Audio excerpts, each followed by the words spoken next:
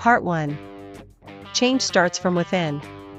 Sometimes that change is an emotional connection, sometimes it's a mental perspective, sometimes it's a spiritual awareness, and sometimes that change is a physical one. Any of these types of changes can be for the better or for the worse.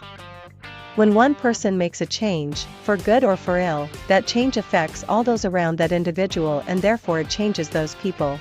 Then the people around those individuals are changed, so forth and so on, and the effects ripple outward like waves on the ocean. That's why the changes that need to be made have to start from within the system. The people that apply to be an officer of the law need to be just that. An officer of the law. But not just an officer of the law, the applicants need to be servants for the people. The applicants need to be willing to stand up and do what's right and just for the people. I know that seems a bit naive, but that's the change that needs to happen from within.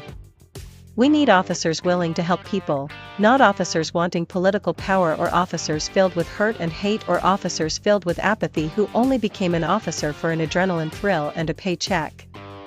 Right now, almost 50% of our officers have been indoctrinated to accept violence as the go-to method for dealing with any and all situations. They've been indoctrinated with the idea that it's either kill or be killed.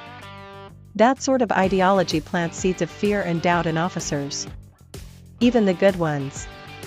Those fears and doubts lead to bad judgment calls in the field of duty. Good officers should remember that their job, their service, is a duty. A duty to help the people they serve and protect. A duty to uphold the law and the Constitution. A duty to justice.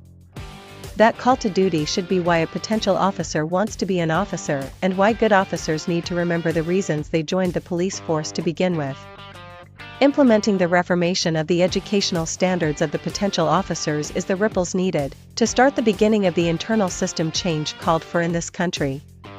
Not just for police officers, but for everyone willing to step up, step forward, and step out to serve our nation. From officers to politicians, we are the change.